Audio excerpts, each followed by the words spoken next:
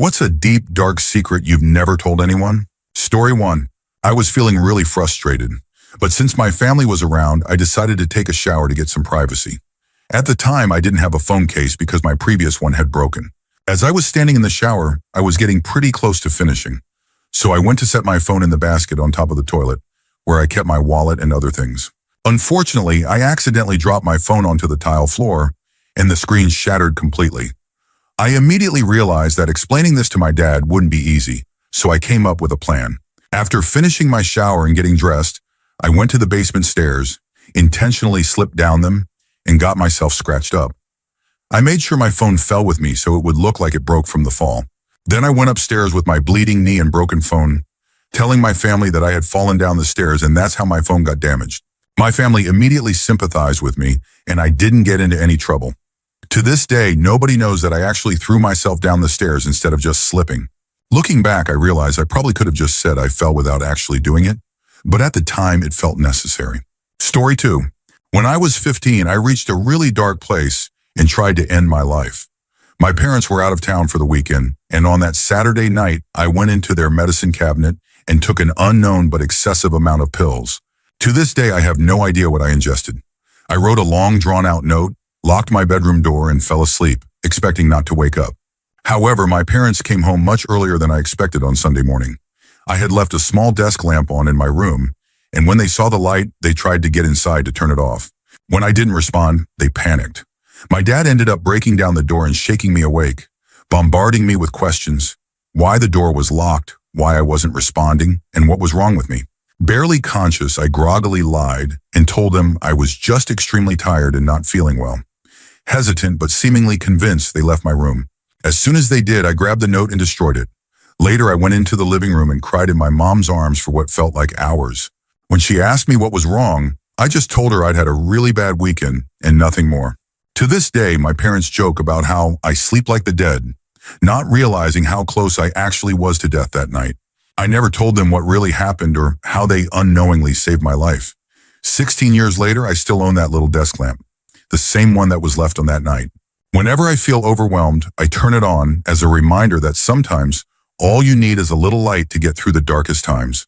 Story 3. Last summer on my birthday, I had planned to end my life. I was on my way to the mountains, fully intent on going through with it. But fate had other plans. On the drive there, I got pulled over by an RCMP officer. Instead of just issuing a ticket or rushing through the process, he was unexpectedly kind to me. That moment of human connection slowed me down just enough. Then when I arrived at my destination, I met two older couples on the hiking trail. They invited me to hike with them, and I accepted. After the hike, they took me out to dinner, insisting that no one should be alone on their birthday. They even paid for my meal and a drink. They had no idea what they had just done. Their simple kindness, their willingness to include a stranger, unknowingly saved my life. Now looking back, I'm grateful to still be here.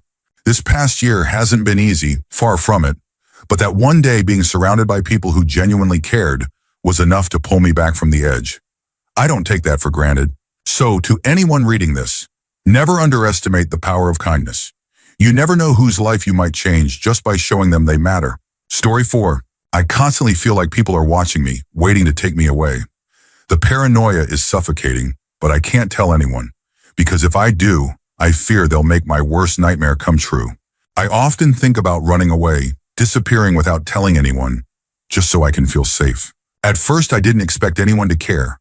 I just needed to put this into words because I couldn't say it out loud to anyone in my life. But for those who are reading this, I want to be honest. I have schizophrenia. I've had it since childhood, but I kept it a secret for years. Every time I even think about talking about what's going on inside my head, a voice tells me not to. It tells me that if I open up, I'll be locked away or rejected. That fear has kept me silent. Even when I finally told my doctor a few months ago, I still found myself lying, too scared to tell the full truth. But something changed. After reading the comments people left for me, I made a decision. This Wednesday, I'm going to talk to someone. And this time, I'm not going alone. My best friend, who has been keeping notes of what I've told him, is coming with me to make sure they hear the full story. For the first time in a long time, I feel like I'm taking a step forward. And that's because of the support from strangers who reminded me that I'm not as alone as I thought. Thank you. You made my day. Story 5. Over the past year, I've lost weight, started exercising regularly, and have been packing healthy lunches for work. My friends and coworkers constantly compliment me on my weight loss and fitness level, praising my dedication. But what they don't see, the part I hide so well, is what happens on my days off. When I'm home alone, I binge eat massive amounts of food and then force myself to throw it all up. Not just once, but multiple times throughout the day until my husband comes home. I know exactly what I'm doing to my body. I'm a registered nurse. I understand the damage I'm causing, and yet I can't seem to stop. Edit. I never expected this much support. I'm overwhelmed. I was sitting on the swing in my backyard with my husband and 3-year-old son when I switched accounts to share this. Just typing it out, reading the words staring back at me, physically hurt. It breaks my heart to see how many others are suffering in silence, hiding their own eating disorders. I know I need help, but I've always been the strong one in my family. Admitting that I'm struggling feels like failing, and that shame has kept me quiet for so long. But seeing all of your kind words, the support from complete strangers, has been oddly comforting. Thank you for taking the time to reach out. It means more than you know. Story 6. One night while my girlfriend and I were sleeping, she suddenly got incredibly sick. She rolled off the bed and vomited all over the floor, everywhere. I don't handle vomit well, at all. The smell alone made me nauseous, and before I could even get out of the room, I lost it too, straight into her trash can. I ran to the bathroom to finish up just as her roommate, who also happens to be her sister, came rushing in. She had heard me burst out of the room and wanted to see what was happening. What she walked into was pure chaos. There was vomit everywhere, an unbelievable amount for one small girl. She immediately sprang into action, getting my girlfriend into the shower and asking me to watch over her while she cleaned up the disaster zone. It took her a while. My girlfriend threw up a few more times. It turned out to be food poisoning, but eventually the mess was mostly gone. I got her back into bed and made sure she was okay. And to this day, I have never told a single soul that half of that mess was actually mine. Story 7. A few years ago, I started noticing that I was losing my emotions. At first, I didn't think much of it. I figured it was just a phase, and since I couldn't afford therapy, I just assumed it would pass on its own. It hasn't. What really made me aware of it was when my significant other asked me how I would feel if she died. I thought about it for a moment, searching for something, anything, but nothing came. I couldn't even picture myself being upset. I lied. I told her I'd probably be depressed for 6 months to a year, and then I'd eventually work through it and start looking for someone new to share my life with. I only said that because I knew it was what she wanted to hear. She has this strange fear of me being alone. She smiled, satisfied with my answer, and went back to watching TV. But I kept thinking. I imagined other important people in my life dying. My parents, my siblings, close friends, and I felt nothing. Recently, my youngest brother received his Eagle Scout award. We had a ceremony for it and everything. I stood there watching the whole thing unfold, and I didn't feel a single thing. I think my mom might be catching on because she asked about my mental health during the celebration. I lied and told her I was just tired, but I know she's too busy with moving to bring it up again. I haven't told anyone because I don't want people putting their lives on hold to try and fix me. But by November, I'll have a couple of debts paid off, and I'll finally be able to afford therapy. It'll be good for me because my lack of emotions is just one piece of the baggage I've been carrying. Story 8. My ex gave me herpes and lied about it the entire time. The crazy part? She doesn't even know that I contracted it. Toward the end of our relationship, I confronted her. I accused her of having herpes. That conversation quickly turned violent. She punched me, choked me, ripped my shirt. I never raised a hand to her. I just got out as fast as I could. She was a real peach. By the time I realized what she had done to me, our relationship was already falling apart. I never told her. I didn't want to give her the satisfaction. Years later, I still haven't dated anyone. Not once. I don't know how to bring it up, when to bring it up, or even if I should bring it up. But I know I can't hide it from a potential partner, so instead, I've just accepted my forever single fate. My friends and family always ask about my dating life, wondering why I'm still alone. They assume my ex messed me up so badly that I've sworn off women altogether. If only they knew. Edit. I logged on this morning, fully intending to delete this post. Last night, all I could think was, you idiot. You just told the whole world you have herpes. But when I checked the comments, I was surprised. Instead of judgment, I found support. The overwhelming response? Yeah, that sucks. But most of us think it's no big deal. So quit being a chicken and just live your life. Story 9. There was one moment in my life, one opportunity, that I know for a fact I would have taken if it had played out differently. It was at a family reunion. She was a cousin, but only by marriage and around my age. We had only met a couple of times before, but when I saw her that day, something clicked. She was tall, pale-skinned, dark-haired, thick in all the right places, right up my alley. There was an immediate, undeniable sexual tension between us. I felt it, clear and familiar, but despite how attracted to her I was, I kept my demeanor as neutral as possible. I didn't expect her to be so forward. She invited me to hang out, just the two of us, and watch a movie together. We talked, got to know each other a little better, and then moved into the TV room while the rest of the family was elsewhere. We sat close on the couch, watching Dirty Rotten Scoundrels on DVD, but my mind was elsewhere. I was waiting to see where this was going. Then we got interrupted. Family started trickling into the room. Then it was time for family activities. Just like that, the moment was gone. The disappointment on her face was as clear as day, and honestly, it hit me hard. Looking back now, I still wonder what could have been. If we hadn't been interrupted, if things had played out just a little differently, yeah, I totally would have hooked up with her. Story 10. I was raped and tortured for approximately 45 minutes to an hour by my ex. I'm a guy. I made a long post about this a while back, but I deleted it. Writing it out gave me massive anxiety and I felt physically sick for days afterward. I won't go into too much detail, but here are some things that happened to me that day. I was urinated on. Some of it got in my mouth. My genitals were handled so roughly that I still have pain to this day. I live with chronic pain because of what was done to me. Mentally, I'm barely holding on. I can't let anyone touch me, not even sit next to me, without breaking into a cold sweat and panicking. The injury caused by the torture means I'll never be able to do certain things I loved, like boxing or riding motorcycles, ever again. If you're wondering about the injury, I left out the details on purpose. I don't want anyone figuring out who I am. I haven't told a single soul in real life. I don't have the strength to. Story 11. This isn't the deepest or darkest secret, but if I hadn't done what I did, my brother's life would look very different today. My brother was always the type of guy that girls chased. He had a reputation, never violent, but he cheated often and played the field. He had a few long-term relationships, but his last serious girlfriend was different. He was more into her than the others. The problem? She was high maintenance, manipulative, and had a habit of pushing his buttons. She knew exactly how to make him lose his temper. One night, after yet another heated argument, he snapped. He grabbed her, pinned her against a wall. He didn't hit her, but he came close. That was his wake-up call. He knew he needed out, so he ended it. But she didn't let go so easily. Over the next few months, she kept calling, texting, trying to pull him back in. At first, he was firm, but little by little, he started considering it. Then we both got a job a couple of hours away from our hometown. In our first week there, we went out drinking, and he lost his phone. He had to get a new number. Contact with her was completely cut off. At first, he talked about her a lot. He missed her. He still loved her. But he also knew she wasn't good for him. He was stuck in this limbo trying to convince himself not to reach out. One night, she finally figured out that she still had my number. She texted me, asking to speak to him. I didn't even hesitate. I told her he wasn't interested, that she should move on. She never replied. She never reached out again, and my brother never knew. I know that if I had given him her number, they would have gotten back together. And who knows how that would have ended. Instead, many years in relationships later, he's now married to a woman who truly makes him happy.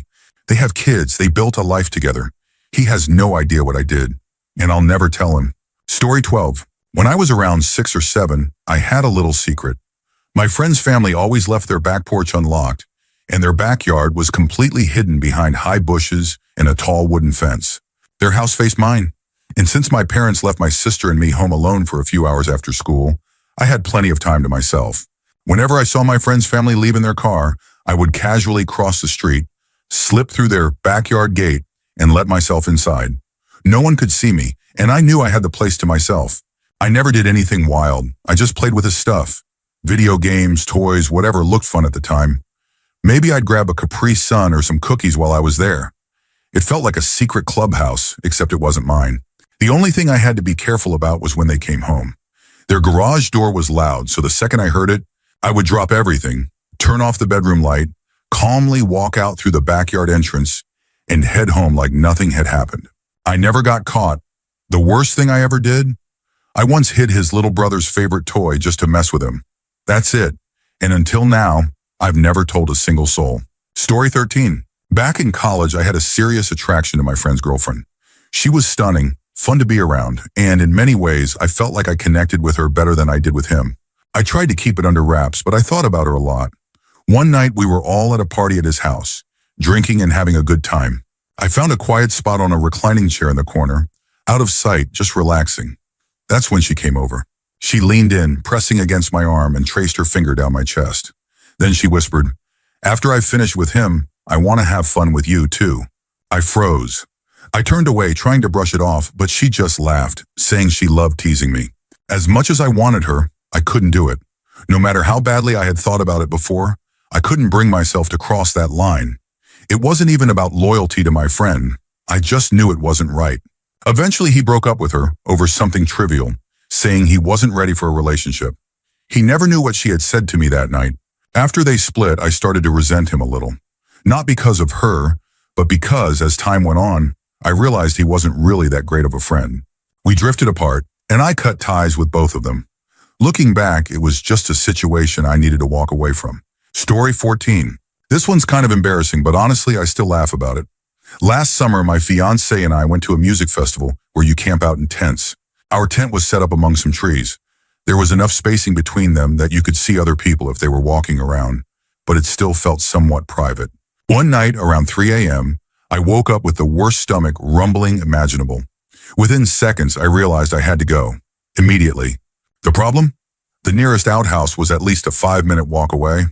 I knew there was zero chance I'd make it. Panic mode kicked in. I did the only thing I could think of. I scrambled out of the tent, hastily dug a hole in the sand like some kind of desperate woodland creature, and let nature take its course. It was not graceful, it was not dignified, but it was necessary. There were people around, but at that moment I didn't care. The alternative was far worse. I grabbed some paper towel from our small cooking area, did what needed to be done, and quickly buried the evidence like a cat covering its tracks. Then, without looking around to see if anyone had witnessed my emergency evacuation, I slipped back into the tent, praying that nobody nearby was awake to hear or smell what had just happened.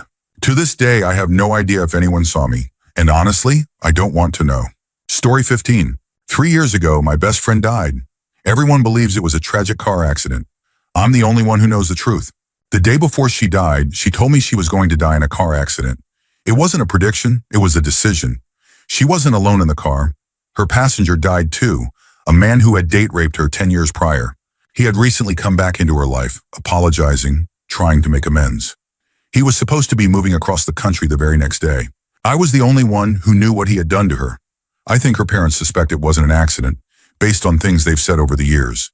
But I've never had the heart or the courage to bring it up. She had a large life insurance policy. If the truth came out, it would be rescinded. Every penny of it was donated to a scholarship fund. I've carried the weight of her suic alone. It haunts me. Everyone remembers her as this sweet, kind person, and I miss her deeply. But as much as I love her, I can't shake the anger. She didn't just end her own life, she took someone else with her. Story 16. One night I decided I was going to kill myself. I started cleaning out my closet, getting everything in order. One of the things buried in there was my Dance Dance Revolution pad. For some reason, before going through with it, I decided to play a game. I was always decent at DDR, but something about seeing great, Zrania, perfect, Zrania, marvelous, pop up on the screen gave me a sense of accomplishment, something I hadn't felt in a long time. I played all night. By the time I finished, the sun was up, my parents were awake, and I thought, okay, I'll do it tomorrow. But the next day, instead of going through with it, I played DDR again, and then again. It became my routine. Without even realizing it, I started losing weight, 80 pounds to be exact. Now, when people ask me about my weight loss, I tell them a simple, easy-to-digest story. Oh, I was cleaning out my closet and found my DDR pad, and the rest is history. No one knows the real reason I cleaned out my closet that night. And if I'm being honest, as much as people celebrate my transformation, I don't feel as happy about it as they think I do. Story 17. I got fat on purpose. Ever heard of gainers? Yeah, I was one. It started as a fetish, something that excited me. I was young, probably in 8th or 9th grade, when I first got into it. By the time I graduated high school, I had gone from 130 pounds to 250. But then reality hit. I developed digestive issues in college, which caused me to lose 70 pounds. At first, I was happy with the weight loss and decided to leave the whole gaining on purpose thing behind.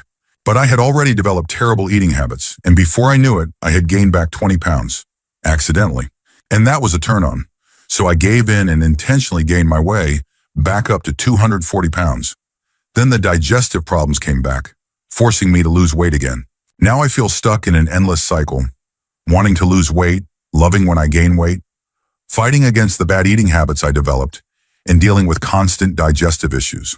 Most of the time, I yo-yo between 200 and 215 pounds. Looking back, I wish I had never gotten into it. But back then, it was such a strong desire that I didn't care about the consequences. And now, I feel like I'm paying for it every day. Story 18. This isn't the darkest thing I've ever done, but it's something I regret to this day. Over 40 years ago, I worked as a cook at Sambo's. Anyone remember them? There was a man and his young son who would come in regularly. It was clear they didn't have much money. They rarely ordered anything more than coffee. One day, they sat at the counter and ordered a grilled cheese with bacon. When I made the sandwich, I followed the rules exactly. We were supposed to use 2 strips of bacon, but these particular strips were tiny and had shriveled up when cooked. They barely covered the bread. I could have added an extra strip. It wouldn't have cost me anything. But I was a good employee, and I stuck to the rules. I sent it out as it was. The man took one look at the sandwich and sent it back, clearly disappointed. Still, I refused to add more bacon because that was policy. I'll never forget the look on his face, that quiet resignation. Thinking back now, he had probably saved up just to buy that sandwich for his son. And I, stubborn and rule-following, sent him a sad excuse for a meal. It's been over 40 years, and I still feel like a complete jerk about it. I wish I could find him and apologize. I know it might sound stupid, but it really does bother me to this day. Story 19. I have a very specific and maybe odd Sewell preference. I find disabled people incredibly attractive. Now, having a disability fetish isn't that unusual, but mine manifests in a way that's different from what most people might expect. I don't watch disabled porn, nor am I into the idea of people being helpless or dependent. In fact, what I find most attractive is watching disabled individuals going about their daily lives, just existing, doing normal things. I'm not particularly drawn to disabled athletes who have been glamorized into traditional beauty standards, and I have no interest in photos of able-bodied models edited to look disabled. For me, it's just like any other physical preference. Some people like muscular builds, freckles, or blue eyes. I just happen to find certain disabled individuals incredibly rare. Not all of them, of course, but when I see someone I find attractive, my heart and my libido takes a little leap. I've never dated a disabled person. Never even really had the chance to meet someone single who fit my type. And now I'm married to a very able-bodied partner, so that ship has pretty much sailed. But if I pass by someone cute on the street, let's just say they stay in my mind for a while. Story 20. Therapist here. I've read through a lot of the stories on here, and I just want to say I'm sorry. So many of you have been through incredibly painful and difficult experiences. Nothing I say can take that pain away, but I do want to encourage you to seek out help if you need it. Finding a therapist, whether it's a counselor, social worker, psychologist, or psychiatrist, is one of the best steps you can take toward recovery. And I know one of the hardest parts about therapy is just making that first appointment. But if you can push yourself to take that step, you're already statistically on your way to improving your quality of life. Yes, your problems are big enough to talk to a therapist about. No, your therapist won't judge you. No, you won't freak them out with what you say. We got into this profession to help people. I promise you, it's not for the money. Good luck, everyone. Story 21. Mine isn't nearly as dark as some of the stories here, but it still weighs on me. I just don't do anything. When people ask me what I do in my free time, I say nothing. It's easier than trying to explain the truth. I wait until night to sleep, and when I wake up, I start waiting for night again. People usually laugh, thinking I'm being dry or sarcastic. But I'm not. I mean it literally. After work, I go home and stare at the clock, wondering how to pass the time until I can justify going to bed. Usually, I just sit on the internet, not participating, just existing in the background. I always look forward to the weekend, but I have no idea why. It's just more of the same. Waiting for Monday, waiting for the next thing, waiting for anything that feels like movement. I don't know how to do things. Every time I try, I feel like it's a waste of time. Like I should be productive instead, whatever that even means. I know this sounds stupid, But it's exhausting. I hate myself for wasting every moment of my life, but I don't know how to stop. I don't enjoy anything. Story 22. I've worked in an insurance company call center for 3 years. It's hell. When I started, I was put into a department that no one knew how to run. Not even the so-called tech support team. The calls were relentless. People screamed at me about their benefits, about rate increases, about things I had no control over. The crazy part? The benefits they had were good, but no matter what, it was never enough for them. Management didn't care. Even when I exceeded expectations, they told me I wasn't doing well enough. Quality control nitpicked every detail. Workforce management did the same. So I started cutting myself at work. Just small scratches, enough to pass as accidental. But it helped me get through the day. As long as my numbers were good, no one cared. Around the same time, my health started deteriorating. I developed a chronic issue, coughing up blood daily. But with a high deductible insurance plan that cost me $7,000 just to confirm that, yes, this is just how my body works now, I couldn't afford any real treatment. So I ignored it. Financially, I was drowning. Rent, student loans, medical bills, credit card debt. It all kept piling up. And despite getting occasional raises, the cost of everything was rising just as fast. I kept checking job listings every day, hoping for a way out. But the only offers I got? Other call center jobs, paying less than what I was already making. A 48% pay cut to do the same soul-crushing work. At the beginning of the year, I finally switched to a different department. I thought it would be better. It wasn't. If anything, it was worse. I was under twice the scrutiny, and now I sat next to 3 managers all day long. So I started cutting more, writing SUIC notes, attempting in the bathroom on my breaks. Every time I failed, I'd beat myself up for not even being able to do that right, then go back to answering calls like nothing happened. I kept breaking down at work. I finally told my managers about the self-harm. They tried to help, offered some support, but ultimately, as long as I was still stuck on the phones, there was no real fix. Then in May, I wrote another SUIC note. I planned to try again at home. My managers found it, called the cops, and had me involuntarily committed. That was worse than the call center. I was placed in a mental health ward where a murderer kept wandering into my unlocked room. Luckily, since I had been admitted voluntarily, I was able to sign myself out that same night. Since then, I've been out of work on medical leave. I'm still coughing up blood. I'm trying to adjust my meds. They were working for a while, until yesterday when I realized something. God doesn't care about me. I'm a traditional Catholic, or at least I used to be. And I'm still stuck in the same nightmare. My leave is running out. I have to go back soon. And when I do, it'll be the same goddamn story day after day until I retire in 44 years. Story 23. I'm afraid I'll never be able to love someone. When I was 11, my father lost his first leg. From that moment on, I became his caretaker, helping him through the nights, during school breaks, anytime he needed me. I've spent years hearing him say things that used to break me. My hands hurt so bad. I just wish I could die. At first, those words made me cry. Now they don't make me feel anything. That scares me. I'm turning 17 this week, and I've never had a girlfriend. But even if I did, I don't know if I'd be able to love her the way I should.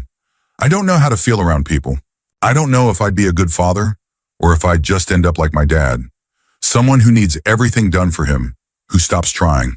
And if that happens, would it be better to just end it? To spare them the pain of dealing with me? Sometimes I feel like screaming into the void. But every time I open my mouth, no sound comes out. The only thing I see are the faces of the people who would hurt if I died. I feel stuck in limbo, caught between life and death. Always talking, but never speaking. Free to go anywhere, yet trapped in a box I can't escape. But as much as these thoughts consume me, they've also shaped me into someone who wants to help others. Maybe that's my purpose. I try to do small things. Buying a friend a snack when they're short on money, listening when someone needs to vent. I just want to remind people that even though there's a lot of cruelty in the world, not everyone is like that. Even if I die brokenhearted and childless, I want to live on in people's memories as someone who tried to be good. Someone who showed that kindness still exists. Or at least I hope that's how I'll be remembered. But who knows? Because the more things change, the more they stay the same. Story 24. I had teenage parents who were always cruel. They constantly reminded me how I could never measure up, how I was the reason they couldn't achieve their dreams, how my existence was an obstacle in their lives. My dad beat me every single day for 7 years. No exaggeration, no breaks. just daily punishment for existing. I spent years trying to make peace with it, trying to let it go, but obviously I have my own issues as a result. Just tonight, my dad texted me to let me know he doesn't want to see me again. The reason? I made a passing joke about his weight to my mom, something I immediately apologized for, something she swore she wouldn't repeat. But of course she did. So I told him the truth. I told him he's just a miserable failure who took his frustrations out on a kid who was unfortunate enough to be his firstborn, and that my own kids will be better off never knowing someone like him. It's still fresh. It happened just a couple of hours ago. But I already know that tomorrow I'll wake up feeling lighter. And that's my deep, dark secret. Story 25. Throwaway account because my friends know my main. I dated a complete jerk for way too long. About 2 years in, he started talking about how he and his friends were into choking themselves for fun. Apparently, the lack of oxygen to your brain gives you a rush, a sort of high. He asked if I'd ever done it. I said no. I also said I wasn't interested. But he kept coaxing me. Against my better judgment, I agreed, just once. Then he wanted to do it during EOS. Again, against my better judgment, I let him. What I didn't know was that sometimes, when you're deprived of oxygen, your body can have a seizure. That's exactly what happened to me. I blacked out. When he finally let go, I shot forward and slammed my face against the headboard. Hard. I broke my cheekbone. I was unconscious but still breathing. He panicked. He ran to get his roommate, another scumbag. They stood there staring at me, waiting for me to wake up. And then I heard them talking. If I didn't wake up, they were going to figure out where to stash my body. I was barely conscious, but I understood enough to start trying to move my arms, to make a noise. Anything to let them know I wasn't dead. His friend left the room. My boyfriend said my name. I groaned in response. That was all he needed to hear. And then he kept going. He finished. Afterward, he finally turned the light on to check the damage. My face was wrecked. I had to lie to everyone, my parents, my friends, my teachers, my coworkers, about what happened. And of course, this was 2 weeks before graduation, so I had to walk across the stage with a massive black eye and a broken cheekbone. I never told anyone the truth. I never told anyone what I heard them discussing. To this day, I still intensely dislike those people. I don't like using the word hate, but it's damn close. Karma got them in the end, though. Life caught up to them. They're both miserable now. I don't take joy in it, but I'm not upset either. Story 26. I wish my grandfather would just die already. He's 98. He's become a massive burden on my mother and uncle, and to make things worse, he completely screwed over my family. Back in 1999, he promised my mom a job on his farm if we moved closer to him. So we uprooted our lives, moved 3 hours away, only for him to change his mind as soon as we got there. Maybe he had financial troubles, right? No, the guy is worth millions. He just didn't want the inconvenience of helping his own daughter. That move ruined us. My dad had been running a successful hardware store where we used to live, but after we relocated, he could never get it back on its feet. The stress and depression from it consumed him for the next 10 years, until he finally just gave up on life entirely. My mom was lucky enough to find a half-decent job at a hospital, but even after retiring, she still struggles financially. And all the while, my grandfather sits there, completely detached from reality, acting like it's still 1953. According to him, nobody is worth anything. Everyone is just doing it wrong. If they really tried, they'd be fine. I wish he would just pass away already. I wish my mom could finally have the stability he promised her almost 2 decades ago. Story 27. Once upon a time, I was very depressed, heavily medicated, completely numb to life. One afternoon, I was sitting on the edge of my balcony, 4 stories up, looking down at the small communal lawn below. The grass was lush and green, almost inviting. In my mind, I imagined it as a deep blue swimming pool. I could see it, the way the water would ripple, how refreshing it would feel to dive into it. A part of me knew that if I jumped, I'd die. But the more I thought about it, the more that seemed promising. A quiet, beautiful way to go. No pain, just a cool, soft escape. I was in a trance. I knew I was going to do it. And then, out of nowhere, a girl appeared. She looked at me and said, "Are you silly? Don't sit on the balcony like that. It's really risky." She grabbed my hand and gently led me back inside. I don't remember what happened next, only that I fell asleep for 12 straight hours. When I woke up, I felt different, like something inside me had shifted, like I had another chance. My life slowly turned around after that. But here's the thing, I cannot remember who that girl was. I don't know where she came from. I don't know where she went. I can't even remember what she looked like. But she saved my life. And I will always wonder if she was even real. Story 28. When I was in my early teens, my dad started bringing up the stray cats that were being found dead around our complex. I never noticed anything unusual. One day he told me that our family friend had seen me outside the previous day after school. But I had been home all day, just doing my chores, finishing my homework, and watching Dragon Ball Z. My dad insisted, "No, you were outside. Donnie called your name, and you looked up at him, then just walked away." I was confused. I hadn't gone anywhere. Being told I was wrong about my own actions was such a strange, unsettling feeling. A couple of years ago, my dad finally opened up to me and said, "Sometimes you go places." I just remember him yelling at me for no reason, accusing me of sneaking out. That day, he said I had been gone for 20 minutes. He was so frustrated. He shook his head, pinched me, slapped me, even poked me with a pen, demanding answers. But I had none. He told me his side of the story, and I told him mine. Apparently, it had happened a lot. It made sense now why my dad never liked me being alone in public. I don't think it happens anymore. But honestly, I wouldn't know.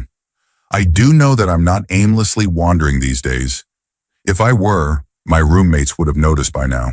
Story 29. I've relapsed. I've been using Hero almost every day for the past month and a half.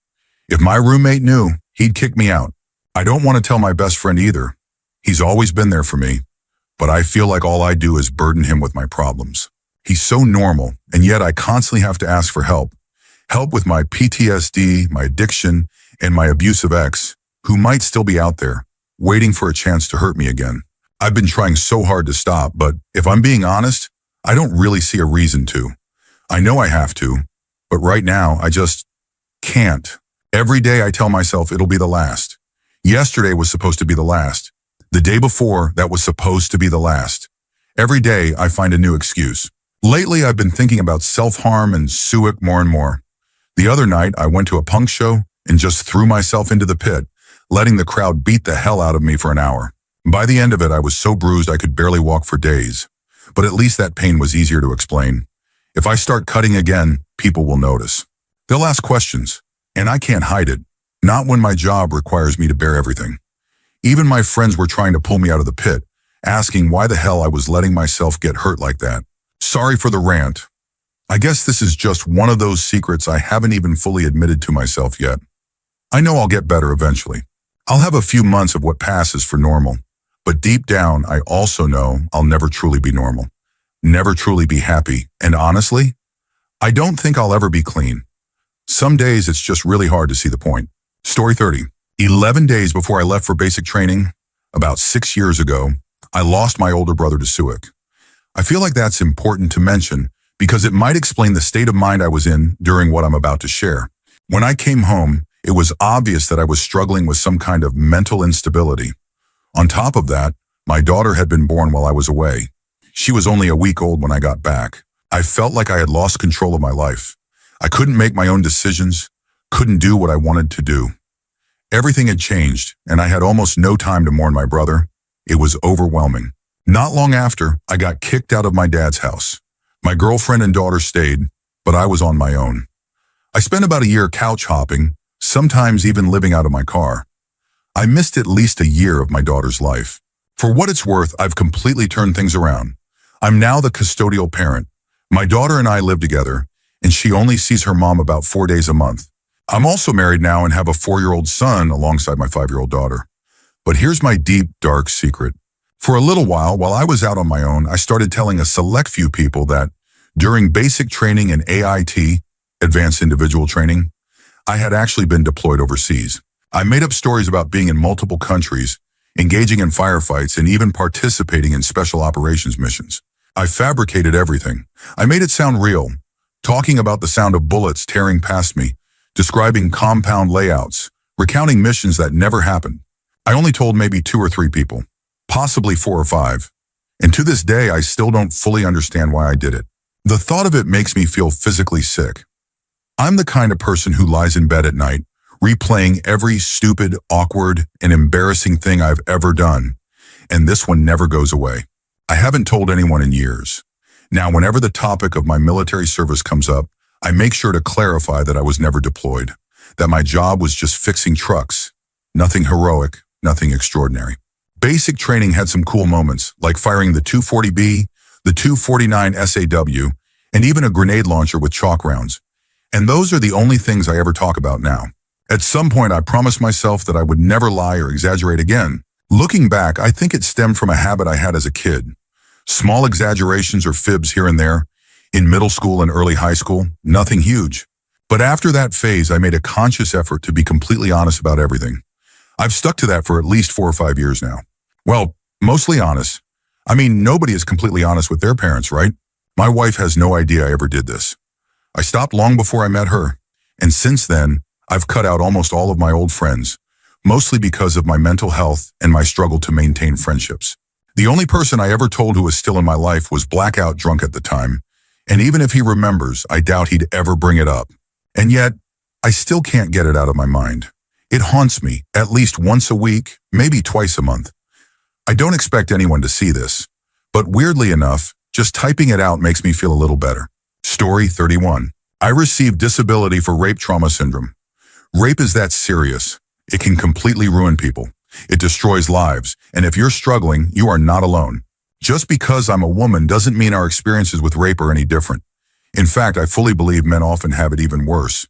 They're shamed into silence, dismissed, and told to just get over it. But listen to me. You did not deserve to be raped. You did not deserve to be tortured. And there was no way you could have known what a monster your ex would become. Please, I beg you, be kinder to yourself. For a long time, I turned to prescription drugs just to sleep at night. But really, I was numbing myself, trying to escape the memory of what dog shit tastes like. My rapist forced it into my mouth. I'm still in recovery for the drug abuse that followed. I'm sure my liver is permanently damaged from it. Most days, I don't even care. I wish I were dead anyway. But the part that really breaks me, my children will lean into me for a hug and I just can't. I pull away. I stop breathing. Affection, even from them, feels unbearable. And I hate myself for it. I don't want my kids to suffer because I'm permanently scarred from something that happened in high school. So, here's the thing. I just admitted to Reddit one detail I have never told anyone before. Not my doctors, not my therapists, no one. But I'm saying it now because I understand your pain. I see it, and I think you might have RTS too. It's something worth looking into. I can't promise that everything will heal completely, but I can promise that things will change. You will grow, and with time, maybe, just maybe, the pain won't feel so suffocating anymore. Story 32. One of my close friends told me she liked me. At the time, I wasn't sure how I felt about her. But the moment she said it, my heart started racing. I felt like I had fallen for her hard. Butterflies swarmed in my stomach, and I could barely contain my excitement. It took me a week or two to work up the courage to ask her out. During those days, since we were in the same friend group, I kept freaking out to our other friends. The day I finally asked her, she smiled and said, "Sure, we can go on cute dates together." Nothing ever happened after that. It was awkward for a while, weeks of uncertainty and silence. I had asked her out at the end of March, and by mid-April, it was clear things weren't moving forward. Eventually, the awkwardness faded, and now we're back to being just friends. We're still in the same friend group, pretending none of it ever happened. But then I heard something. Some of our friends said, "She thinks of you as a sister." But then they added, "We all think otherwise. We aren't that close anymore, but we live less than a mile apart, so we still bike to each other's houses pretty often. And yet, 3 months later, I still have feelings for her, and that's a huge problem." The moment I asked her out, I regretted it, not because I didn't like her, but because of what it meant. Both of us have homophobic Asian parents. Her family is Christian, which makes it even worse. I have no idea how to move on. I haven't told any of my friends that I still have feelings for her. I don't know if I can, but I also don't know how to stop feeling this way. What do I do? Story 33. The only thing keeping me alive is the fact that all 4 of my parents, my mom and stepdad, my dad and stepmom, will rely on me to take care of them when they get old. I'm an only child. There's no one else to help. If I didn't have that responsibility, I have no doubt I would have ended things a long time ago. I rarely ever feel truly happy. Most of the time, it's just meh. But I've been like this for so long that I've learned how to act like a normal person. No one really notices. Every now and then, though, the depression hits hard. When it does, I just go to sleep. A nap usually helps, at least for a few hours. I don't know. I want to believe I have things I want to do. But do I actually want them? Or is that just part of the act? Am I even me anymore? Or have I just gotten so good at pretending that I've managed to fool even myself? Story 34. My father is bipolar, not in the quirky internet way, but clinically diagnosed. Instead of seeking proper treatment, he chose to self-medicate with drugs and alcohol, making everything worse. His instability put our family in constant chaos. During manic episodes, he would quit his job on a whim, disappear for weeks, and drain our bank account, leaving my mom to figure things out alone. When the depression hit, he became violent. Physically, mentally, emotionally. He'd create lies just to justify the abuse. I remember 3 separate times when he tried to kill himself. For years, I blamed myself. Maybe if I had never been born, he wouldn't have felt so trapped. Maybe he wouldn't have spiraled so deep into his darkness. He made it clear over and over again that he never wanted kids, that my brother and I were burdens, that he wished we didn't exist. No child should ever have to know those things. But he had no shame in telling us. Maybe he only said it to hurt me, but I think part of him meant it. And the worst part? I think I'm becoming like him. Over the past few years, my behavior has shifted. Some days I feel unstoppable, excited, driven, like I can do anything. But then it turns, everything becomes too much. Even the smallest tasks feel like pushing a boulder up a hill. I should probably seek therapy. But if I'm being honest, I don't want to know the truth. I think the best thing I can do is keep my distance. Stay away from people. Try to live whatever kind of life I can, without hurting anyone else. Story 35. When I was 15, I went on vacation with my dad and older brother to the beach. It wasn't the relaxing trip it should have been. My dad had just recovered from surgery and spent most of the time in bed, too weak to do much. My brother, on the other hand, was constantly drinking, and I was the one stuck driving him everywhere. He was mean, called me names. I got so fed up with it that I just left. I went for a walk along the boardwalk by the ocean, trying to clear my head, but the weight of everything just became too much. I sat down, cried to myself for an hour, and then I had a thought. What if I just started swimming out into the ocean? No plan, no stopping, just gone. But then this older couple walked by. They must have noticed something was off because they stopped and asked if I was okay. Then they invited me to walk with them to a restaurant and grab some food. It was a well-lit area, and for some reason, I didn't feel uneasy about it. We ate together, and afterward, we walked to a nearby fountain. That's when I found out. They were both therapists. They had been married for 20 years. They sat with me and talked until 2 in the morning. I wish I had gotten their contact information. I wish I could thank them. They changed my life that night. They helped me come to terms with things I didn't even realize I was struggling with. Story 36. I was in an abusive relationship for 3 years. I'm a man, and I don't think people realize how much abuse men can go through too. My girlfriend emotionally manipulated me into cutting ties with almost all of my friends and most of my family. She physically abused me, but honestly, that part was manageable. What really broke me were the constant suicide threats. She knew how much that would affect me. My brother had survived 2 suicide attempts, so she understood exactly how to pull my strings. It became a cycle. Every time I tried to pull away, she threatened to end her life. I was terrified to leave because if she actually did it, I knew I'd never forgive myself. After almost 2 years of this, I just shut down. I lost touch with my emotions entirely. I wasn't happy. I wasn't sad. I was just existing. And then came the darkest part of it all, my secret. I couldn't leave her, so I started secretly hoping she would actually succeed when I wasn't around, that she would do it while I was at work or out somewhere. I accepted the idea of her death. I wasn't hoping for it out of cruelty. I just needed an escape, and this felt like the only way. She tried more times than I can count. One time she downed an entire bottle of liquid Valium, and I had to force her to vomit. Another time I found her hanging in the bedroom closet. She had locked the door, and for a second I hesitated. I thought about just leaving, but then fight or flight kicked in. I broke the door down, grabbed her, and saved her. Years later, I'm glad I did. We broke up, and she seems to be doing okay now. We lost touch, and I'm fine with that. I don't think I'm a violent person, but I do think I was pushed to my absolute breaking point. I just needed out. Story 37. I was adopted at a young age. My biological parents abused me so badly that, by the time I was 2 months old, I had already suffered multiple broken bones. My adoptive family gave me a good childhood, but they never let me forget that they didn't have to. They made sure I knew they had chosen to take me in, like I owed them something. I later found out they were receiving money from me every month, but they hid that from me. I never asked for much because I always felt like they had already done enough just by taking me in. Despite being financially well off, they saved no money for my college education, so I joined the Army to secure my future. As I got older and the money stopped coming in, everything changed. Suddenly, I wasn't family, I was a burden. The same woman I had called Mama, the one who had sworn to love me unconditionally, stopped answering my calls. When I was medically discharged after 3 years of service due to an injury, she told me she was ashamed that I couldn't hack it.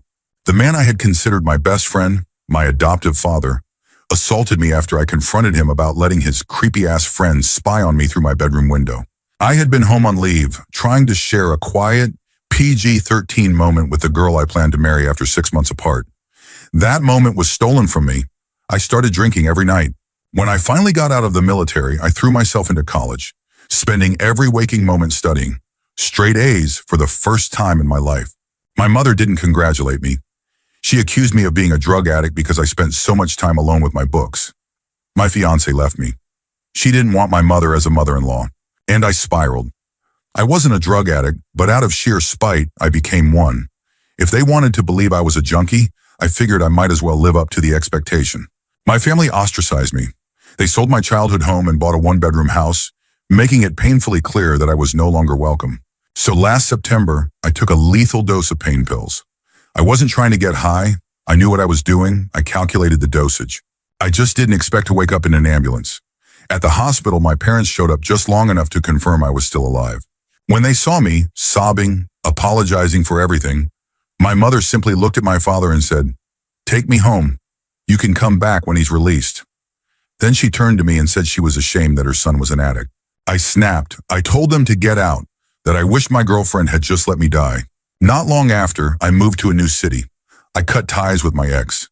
Now my life consists of work, my dog, and searching for validation in whatever girl ends up in my bed that night. I know it's not healthy. I still drink like a fish. But outwardly, everyone thinks I'm okay. The truth is, the only reason I'm still here is my dog, my best friend in this entire world. And lately, with all the high-profile suics in the news, I don't feel sad. I feel envious. They succeeded. I don't want sympathy. I don't even know why I'm writing this. Maybe because no one knows the truth.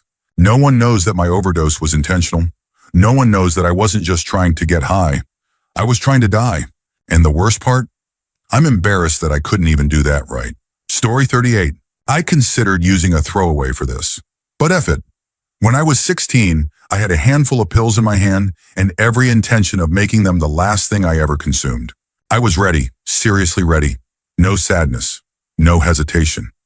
I had reached that place where the only hope I had left was in never having to hope again. And honestly, that was comforting. I even smiled at the thought. That's the dark secret. No one knew where I was at. No one even suspected. I wore a perfect mask, carefully crafted, meticulously maintained.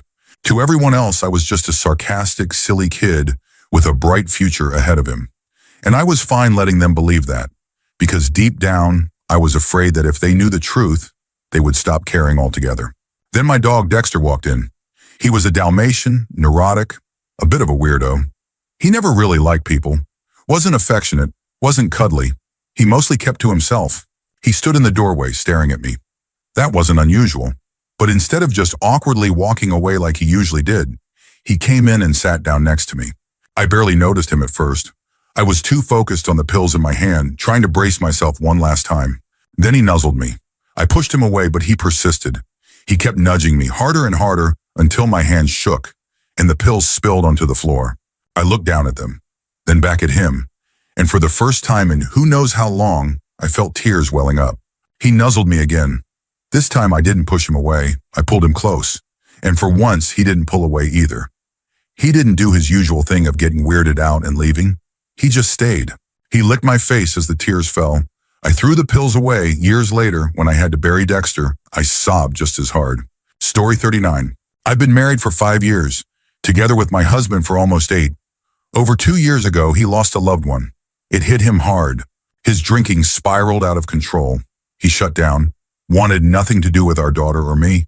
And then it got worse. He became verbally abusive, then physically abusive. I gave him a year to grieve, a year to work through his pain, to remember that he still had a family, a wife and daughter who needed him. But nothing changed. So I started speaking up. I told him how his drinking was destroying us, how his daughter wanted nothing to do with him because all she ever saw was her father drunk. No matter how hard I tried to shield her from it, she knew. I was a stay-at-home mom with no family nearby, no support, just trapped. When I finally told him I was leaving, he threatened me.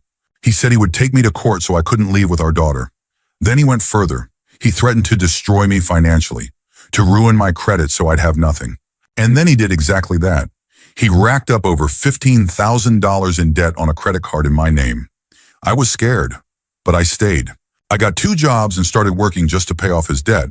Once I cleared it, I opened a different bank account, started saving to leave. But somehow he found out. And then he beat me. He made me transfer the money to him, said if I didn't, he would destroy me. I was broken, depressed, crushed by anxiety. I had no one to talk to. So I found someone outside of my marriage. At first, we were just friends. He was going through his own struggles and we leaned on each other. For 7 months, it was nothing but emotional support. And then we crossed the line physically. And you know what? I don't feel bad for cheating because I'm not the person I used to be. I'm just a shell.